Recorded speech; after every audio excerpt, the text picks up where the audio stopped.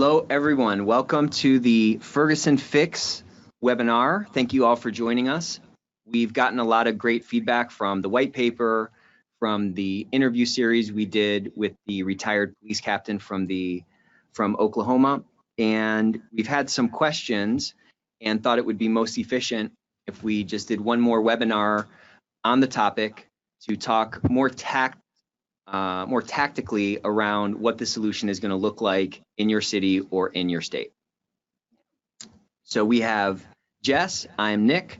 We are with Compliance Line, and we're going to be diving into the solution. So we're going to talk about the solution in a few different ways. We're going to talk about the intake process. We're going to talk about the case management aspect of it.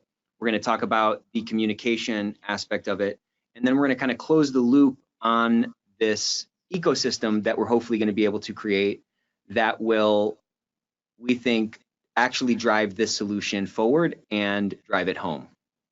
So with that, just to bring everybody up to speed, the Ferguson Fix is a transparency solution that cities and states can put into place in order to start the conversation and start the healing process between the community and the government, whether that's with the police department or whether that's with the mayor or the mayor's office or whatever. We all know that there's a ton of distrust. We all know that there's been a big deterioration in the level of trust between the community and the government. And we're trying to present some creative ways to help fix the problem. And I'll also add, because I know we have some people from our counties on there and the sheriff's departments, it's a perfect opportunity for you guys more than ever, being that, you know, the sheriff's in more control, running for office, and what a great initiative to support there. So. Yeah, and it helps again to bridge that gap. And you know, we spend a lot of time talking about leadership here. We're real students of leadership, and you know, a leader is just somebody who's willing to take a problem that they didn't create as their own, take responsibility for it, and start building a bridge. So hopefully these tactics and techniques that we're talking about are helpful in helping to fix this problem in your city. So let's just dive in. So again, this is a transparency solution where the community can voice concerns, can voice, you know, this is not just a negative thing. This should also be able to handle positive comments and positive feedback as well, so that a balanced view can be had regarding the job that law enforcement is doing in the community. So this is going to entail an intake avenue, an intake process where these comments, these concerns can be submitted. This is going to also incorporate a case management system, some kind of a system to house all of these issues, so that the person in charge of this, or the office in charge of this initiative, is able to monitor those cases, make sure that they're pushed forward toward resolution, and also able to report out of that system. So you can start to see, okay, how many cases came in, how long did it take for these to get cleared up, and so forth. And then finally, we're going to talk about the communication piece. We're going to talk about this at two different levels, both in terms of the launch and then on an ongoing basis.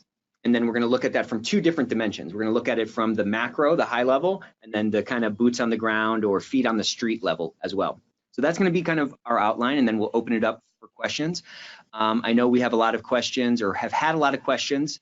We're trying to aggregate some of those that we've gotten over the last couple of weeks to, you know, build out this presentation and build out this webinar, but we'd like it to be very kind of conversational. And you know, so if you have questions along the way, feel free to raise your hand. Amanda is here manning the control unit. She's waving at everyone from behind the camera. So just raise your hand, and we can stop anytime and handle the questions as they come in. So with that, let's jump in. How's that sound? Let's go. So the intake process is going to be an important aspect of it. We're going to talk about this from a best practice perspective, where we have a whole white paper written on how you can do this yourself. If you're one of the unicorn cities that have a bunch of extra resources and a bunch of extra people to handle this thing, we're happy to go over that, you know, again at some other time. You can reach out to us, and we can, you know, again, happy to help and give back. But we're really talking about the best practice solution here, an outsourced solution that allows for the anonymity, that allows for that Chinese wall, so to speak, that's going to provide that safety for the caller, so they're going to feel comfortable. They're not going to worry about the retaliation piece. Also, so that's the basis of the solution. So this is going to be a third-party integration with your office or with your team, to where we would be able to handle that intake.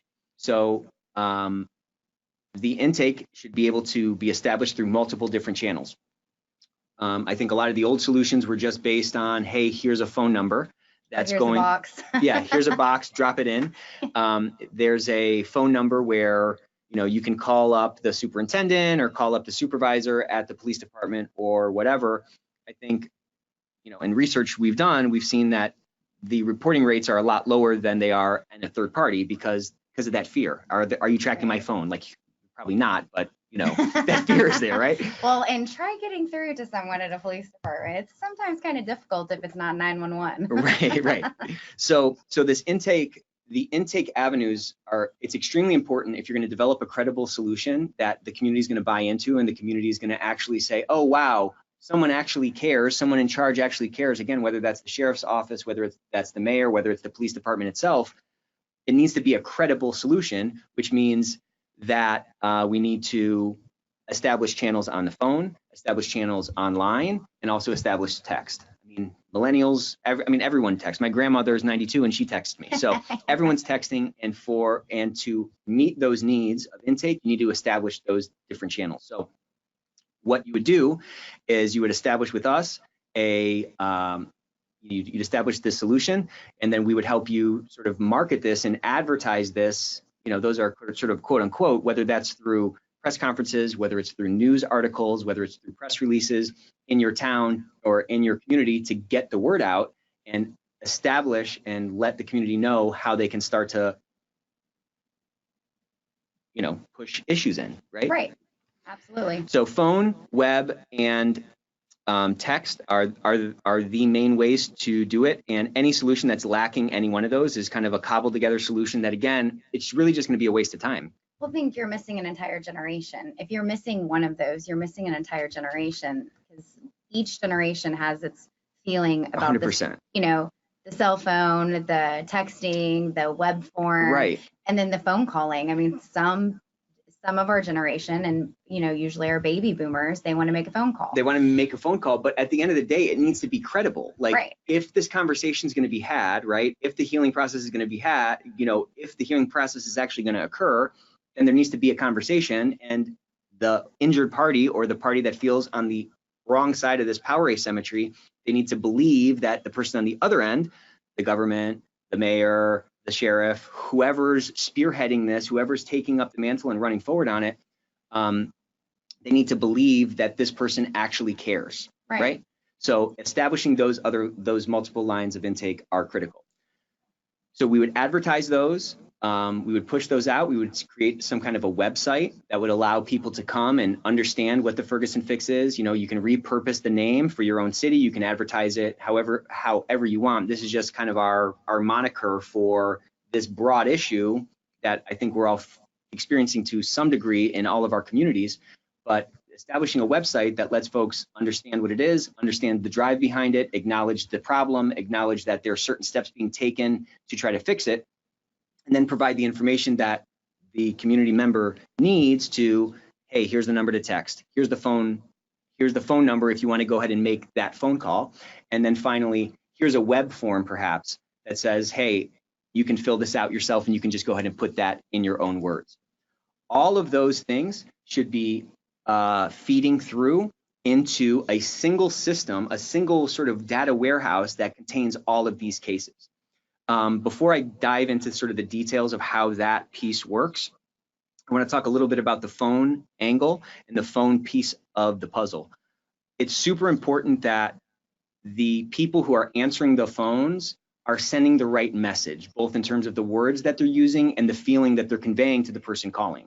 The worst thing you can do is have someone, you know, someone from the community calling up about a concern or an issue that they're having, and they're talking to someone who's just like, I don't care. What's the next question? Boom, boom, boom. Let's get him off the phone. That's not the feeling that goes along with trying to solve this problem, This is a problem that needs a lot of empathy, that needs a lot of care, and that really needs to convey this care to the caller, to the community member. And I think when that care is had, you start to get this tipping point effect where it can start to spread, and pretty soon, you know, the tide can change, and people can say, okay, well, you know, nothing's perfect. There's no perfect city. There's no perfect community. But at least my community is actually taking steps to solve this problem, and at least my mayor is, you know, going to fix this problem that he didn't cause, or at least my sheriff is going to say, you know what, I care about how my team is behaving, how they're actually protecting and serving the community, and I'm doing something about it. And guess what? When I call up, I feel like it's actually genuine. Like, we're in an age of authenticity. Right. You know what I'm saying? These check the box solutions, they don't do anything. That's why these phone lines that every police department has, it doesn't do anything. Well, and then, I mean, take it to the, you know, the next level, something great, you know, in general about compliance line and our phone issue is if you're upset about something or something's not going the way you want, can you imagine calling and get sent to 3 different recorded messages, and never reaching a person, or reaching a person right finally after 3 times? You're going to be even more upset. Or you're just going to be more apathetic, or you're going to be more like, you know what, more of the same, right. more, you know, more just talk, more headlines. There's no actual action behind it. So that heart needs to go along. Yeah, I mean, that heart needs to go along with it. What's nice about it is that when people are expecting that sort of cold, sterilized reaction, and they get actually a warm, empathetic reaction, it's so opposite from what they're expecting. It's a breath of fresh air, and it's like, okay, well, it can kind of rekindle that like fire of hope that maybe is dwindling in them, right? Well, why do you think everybody's so excited about everyone's great experiences at Chick-fil-A, and all they say is my pleasure? My pleasure. That's right. It's the same thing. It's the 2 feeling words, of it. my It's pleasure. the heart of it. So and it's not expected. It's just critical that there's a thread of authenticity through all of these interaction points. Right. There needs to be a thread of authenticity in the initial press release, or in the initial press conference, where the leader who's stepping up and, you know, being the spearhead or being the owner of the solution is expressing what they're trying to accomplish. That needs to be authentic. The website where someone comes and can understand the solution and understand how they can voice their concern, that needs to be authentic. And frankly, when the person picks up the phone, when they're calling into the call center, they need to feel that authentic empathy as well. It's just, it all needs to be cohesive. It all needs to be consistent. We have a question. Yeah. Yes. So don't forget to repeat the question back. Just Thank you. Okay, Thank you. So the question that we have is, call centers are kind of known for being kind of mass produced. Totally. Is your staff specially trained for things like empathy? That's a phenomenal question. For our business, we repeat the question. Oh yeah. The question. Just Sorry about in case that. you didn't hear the question. So the question was, call centers kind of have this reputation of being chop shops, churn and burn type of places. Does our call center have a different feel? Are they built on empathy? And that's really our biggest differentiator from all of our competitors, right? That we have, you know, we have the longest tenure of anybody in the industry. Like, we don't have the churn that all those other people have, because we can get into the ethos of why that is, but we treat our people right and so forth. But we set up solutions like this for a lot of these different industries. We set them up for healthcare. We set them up for, you know, people whose parents are in retirement communities. And so empathy is like the foundational piece. All of our people are only taking these sort of ethics and compliance, high acuity, high risk type of calls. So it's super critical that they're at the other end of the spectrum in terms of how they interact with our callers, than sort of like the feeling you get when you call your cable company or whatever, right? Right. So like, yeah, it's a phenomenal question. And, you know, that's why we have such extensive training, and why we really pound that empathy piece, because at the end of the day, we're dealing with people. We're not dealing with like reports or like, you know what I'm saying? We're not dealing with these intent or just these things that like we're quantifying. There's a person on the other end of that. To the extent that we're a representation of a retirement community that's trying to have a specific image or a particular, you know, reputation in the market, we need to hold that up for them, so that there's not that sort of sweet and sour, right? The brochure looks great, but when I call up, I'm treated like, you know, I'm calling Comcast, or, you know, no offense to Comcast. Actually, I do have a bone to pick with Comcast. Anyways. Who doesn't? So that's a phenomenal question. It's really foundational. And again, in this age of authenticity, we can sniff out the inauthentic. We can sniff out the fake and the artificial, which makes it even more important that we don't just talk about the empathy, but we actually live it out, and the person on the other end feels it. That's just the key. So the intake process would all come into a call center. The text should also come in, and the web forms, the web reports should also come in. Those things should be reviewed for quality. They should be reviewed for proper categorization, and you should develop, we would work with you to develop the type of categories that you would want to track, right? So that you can start to measure, okay, well, how many what are the different instances that we're trying to battle against, and what are the occurrences? How many are occurring? And once you can start measuring something, then you can start managing toward it. You can start to see if there's progress being made. So all these should be fed into a case management system, which again is a warehouse to house all of these cases, to house all of these issues, and the controls around that would need to be set up for your specific situation. So, we have a whole white paper that talks about the different dynamics and different parties involved and so forth. And reach out to us if you haven't seen that. We'd be happy to resend it.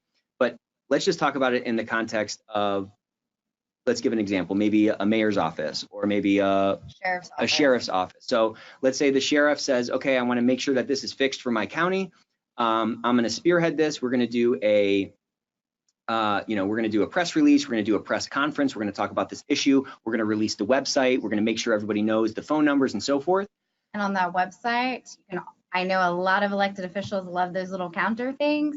And what a great opportunity to build in the cases that you're solving, the cases that are coming in. Yeah, and I think, when we talk about the communication, let's make sure we spend a lot of time talking about that, because that's really how you help to close the loop on this thing. You don't want this to be, again, we don't want to be just sort of screaming out into, the abyss and no one's listening. It needs to be an actual conversation. So there needs to be that exchange of information both ways, right? Both from the leadership and from the community, both in terms of like, hey, I want to fix this problem. Hey, here are some problems.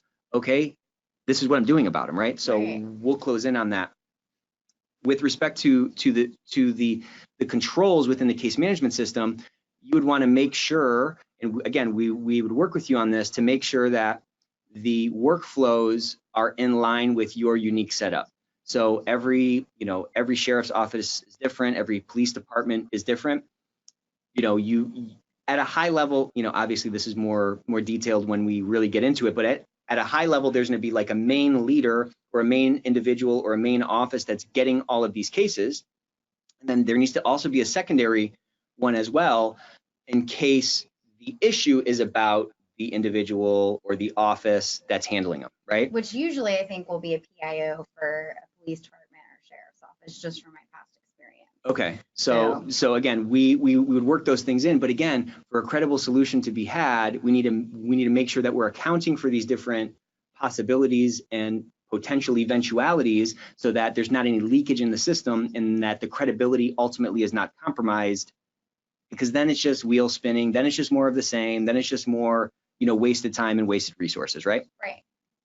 So that system then would allow for the leader, on the sheriff's department side to, have a straight line to the community. The community could have a straight line to that person's ear, so to speak, and they can see what's actually going on. So what kinds of issues are they seeing? What kind of issues are actually happening on the street that they don't know about, right? Those cases then can be investigated, they can be categorized, like we said, and they can be closed toward resolution. Look, like anything, we have a similar solution for churches.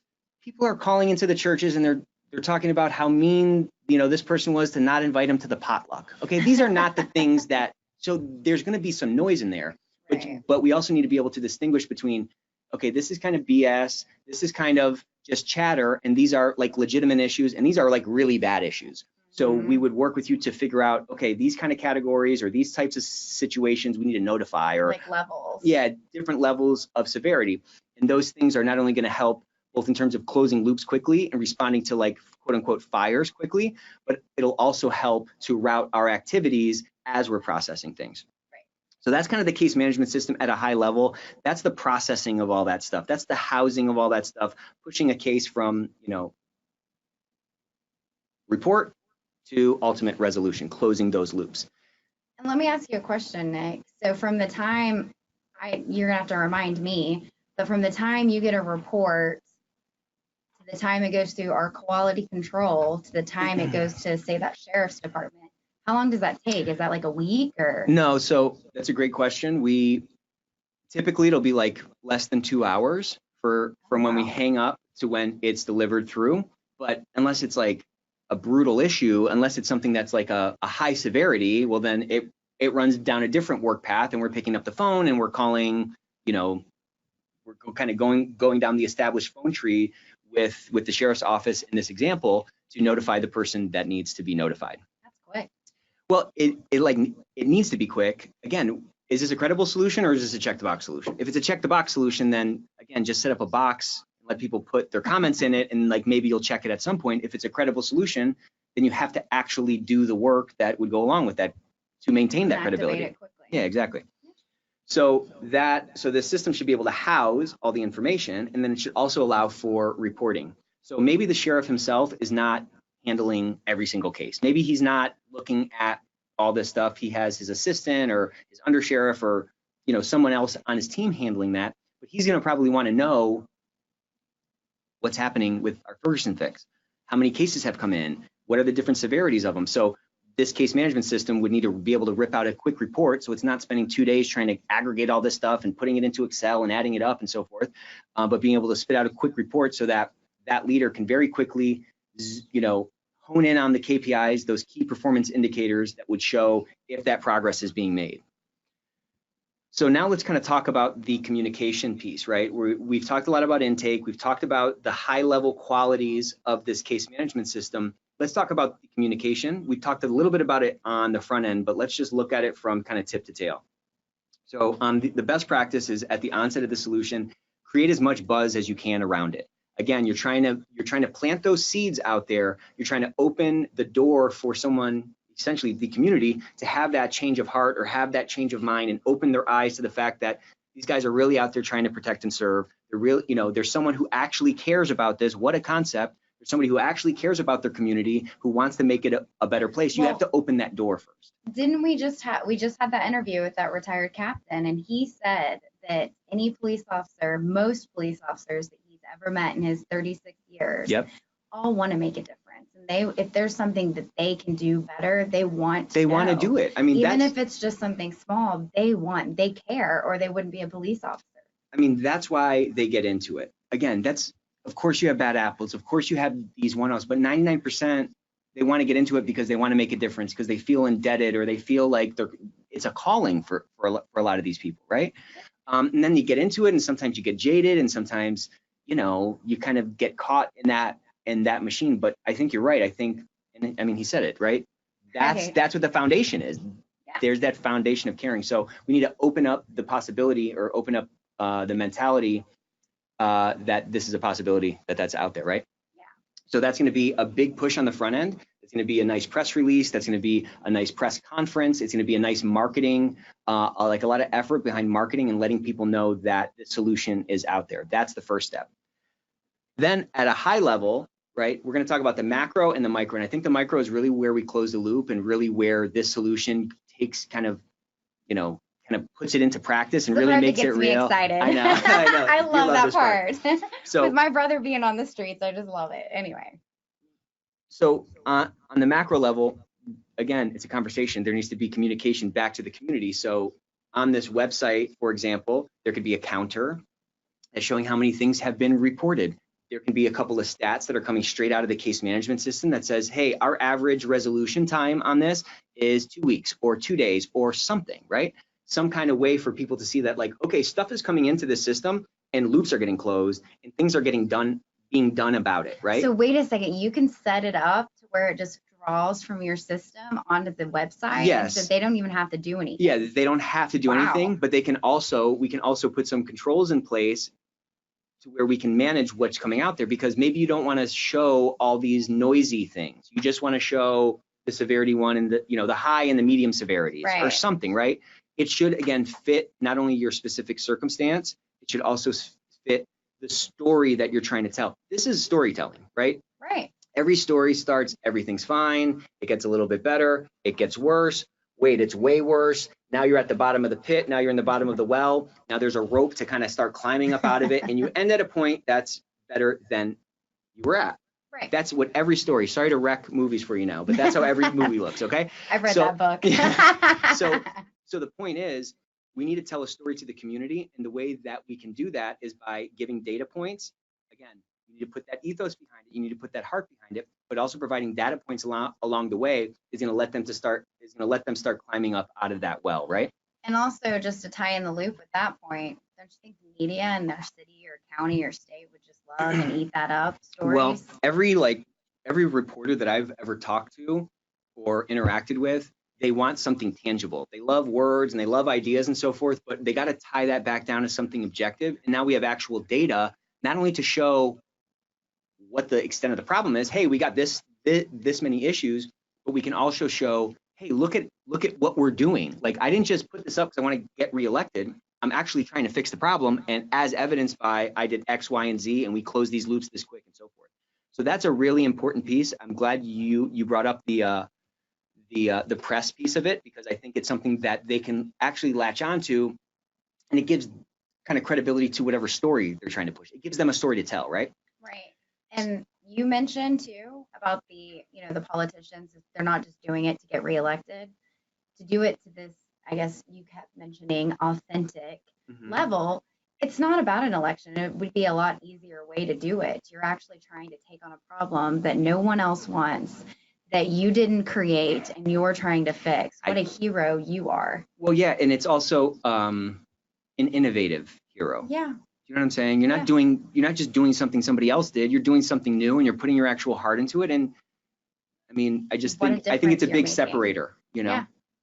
So we talked about the macro. Now let's talk about the micro. The micro is, how do we actually close the loop? And this is an idea we had that I think really helps sell, so to speak, the initiative to the actual community.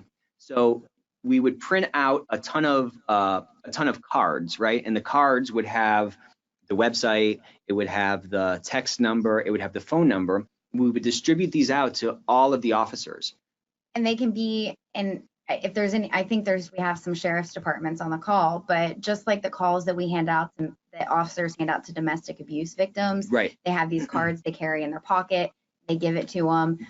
Just like those kind of cards. Same type of card, and they can fit it right in their pocket. And it would obviously be branded by, with the name Ferguson Fix, or whatever the name for your community that you're, whatever name we end up coming up with you, that would be branded on the card. And the idea would be on every single interaction to provide that to the community member, to provide that to the citizen, to say, hey, I'd love some feedback on how this went, right?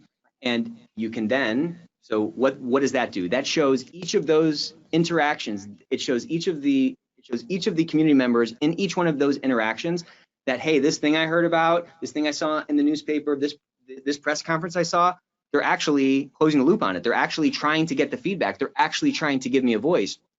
This isn't some check the box function. This isn't some comment box that no one's ever going to check, right? So what that does, not only sells that, but also gives that person that opportunity. It's a genuine, authentic approach to try to get that feedback. And it also opens up the door for positive feedback. And why is positive feedback so important? Because 3 times what officers die in the line of duty are killing themselves. Right. And imagine if that officer was considering eating his gun, Lord forbid. Right. And he gets like great something from the community saying what an awesome job he did. Right. And that stuff can be integrated back into that website as well, where maybe we have a balance that says, hey, this is how much positive feedback, and here are some blurbs, right? Here are some, again, it's a blog. It's a full, it should be a full comprehensive system that allows that allows the leader, that allows the government to communicate back to the community what their heart is and what their desire to fix the problem is. So that's kind of the push. Now you can check on the pull. You can get your roster of all the people that have had interactions with the police and have had interactions with your officers, and you can sample those, and you can do an audit to make sure that people are actually passing those cards out. Hey, you know, 1,000 people had interactions this month. Let's reach out to 10 of them. Let's reach out to 100 of them, whatever that appropriate Just like proportion that is. retired officer was talking about Oklahoma City did. To come and check on it, and that does two things, right? It not only tells your officers that you're serious about it and that, hey, I'm going to be checking. I want to make sure that these cards are being pushed out because I'm serious about it. But it also then is one more way to show the community that I want to hear how things are going. I want to understand what's happening and if we're doing the right thing. It's an authentic approach. And again, we've seen this, we see this in the private sector all the time, right? We have surveys and net promoter scores, and folks are reaching out to their clients and so forth. This is a way to help close that loop and show the community that to protect and serve is not just a sticker on the side of the car. It's a heart and it's a desire that we're really trying to live out. And the community can start to see, like, okay, my city's different. Yeah. And that's what the difference is, I think. And it's a benchmark. It's a benchmark. That's right. For you to know you're doing better. And I think in one case, you know, in Oklahoma City, they learned a minor tweak in their training changed the way a lot of the public they came in interaction with. Just one minor thing. One minor tweak, one minor change ended up changing the entire feel of these interactions and ended up giving them a ton of gains without compromising safety or compromising principles or compromising what they're trying to do. Right. Which is what this is all about.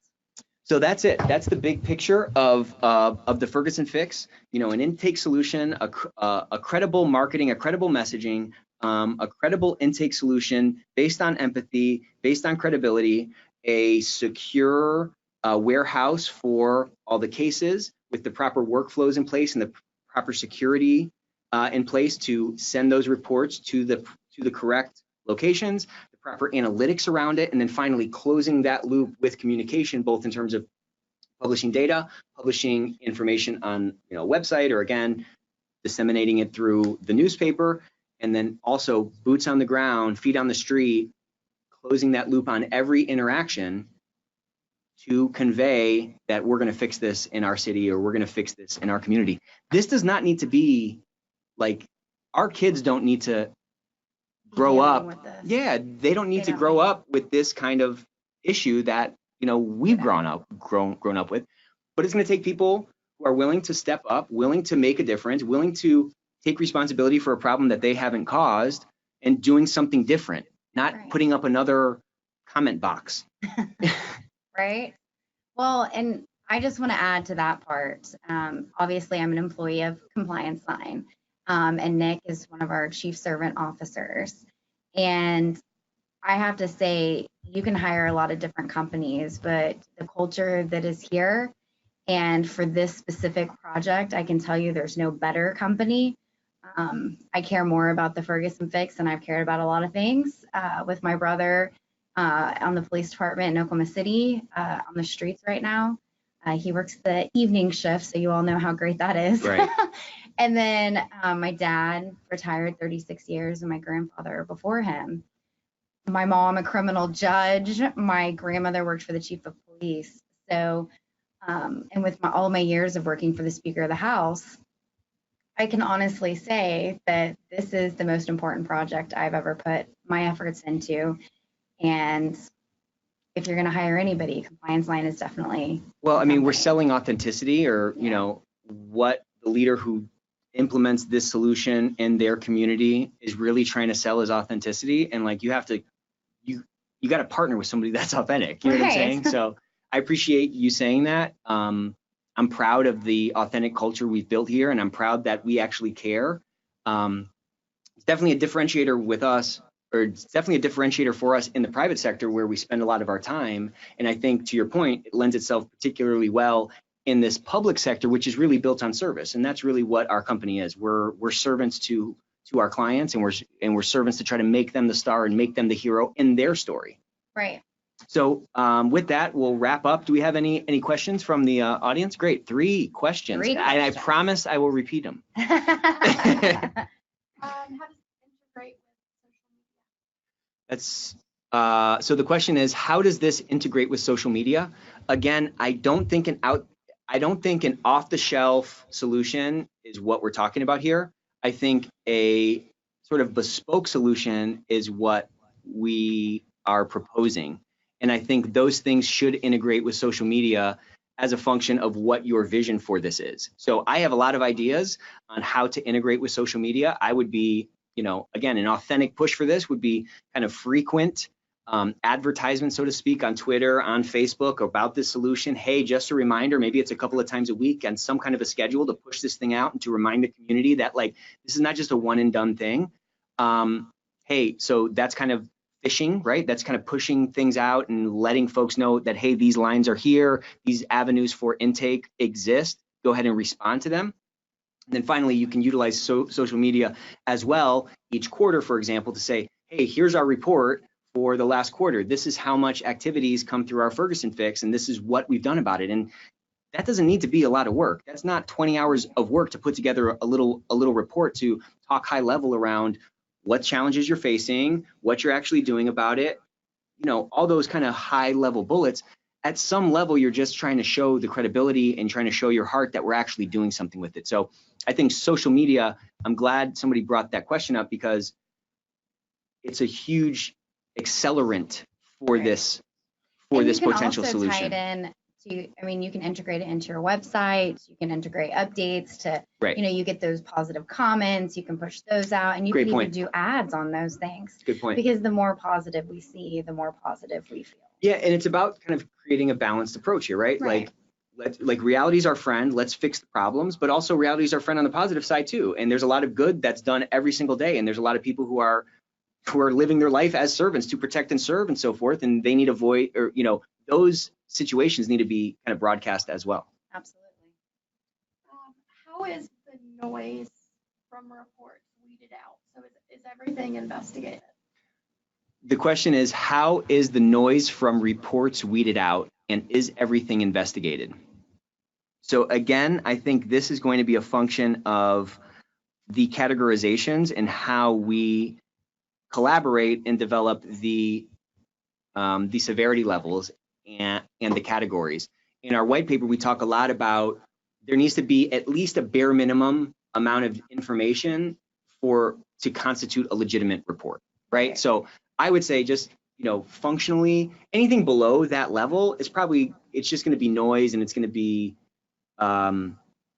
probably not investigated. Like if there's nothing to investigate, you can't investigate it, right? But I would say everything beyond that level would need to be categorized and would need to be followed up on in one way or another. And just to be clear, we don't do any of the investigations. We send you the information. We can help with that if that's needed, but the majority of those investigations would likely be done by your office. So one aspect of our case management system and the communication, which I can't believe I forgot to bring up, is that each person who reports an issue would get a case number that they can follow up with us on to see what your response is. So if an individual person made a report, again, this is the best case scenario when they're talking to an actual person, because we can take that adaptive interview. It's not just, hey, ask them question 1, 2, 3, 4 and hang up. It's, I'm going to try to understand this issue and get down to the nuance and understand the different shapes, or understand the different facets of the shape. In those situations, it's easier to push toward an actual report and get enough information, or at least convey it to the person reporting that, okay, I understand that there's some issue here, but based on what you're telling me, it's not meeting our minimum standard for a report, so there's just not much I can do with it. You get that opportunity for that conversation.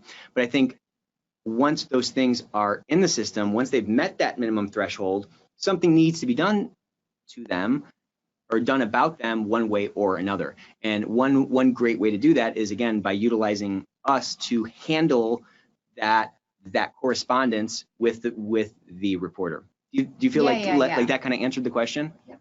Okay. Yeah, good question.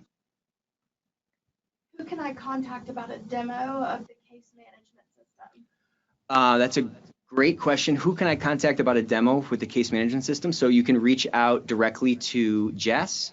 Jess, you want to share your contact information? Yeah, you can reach out to me. It's jtamras, TAMRAS, at complianceline.com. Or you can give me a call. My cell phone, I'll give it out. Anybody that has anything. You're crazy. I know, I am crazy. It's 918-550-1624. I'm serious when I tell you the Ferguson fix is important to me. So if you've got a question, I want to answer it anytime. I'm here. I want to get this moving. And you for keep everyone. your phone by your bed so they can call anytime at night. I turn on silent All at right, night, but so All those right. officers that are working overnight, call first thing in the morning. Okay. Any others? All right, well, everyone, thank you so much for joining us today on this Ferguson Fix kind of tactical discussion about the different aspects of it and what it would really look like in your community. We stand by ready to help. If you want to do this yourself, we're happy to hop on a webinar or hop on a call to kind of talk through some best practices. Look, at the end of the day, I think if you do the right things, the good outcomes come. You plant good seeds, you're going to get good crops. And we just want to be a company that makes an impact in the world, and we want to help in this way. And I think we're kind of uniquely qualified to help provide some actual tactics and techniques that would make any solution, again, whether we're helping you with it directly or just with advice, be more successful in your community. So please reach out anytime.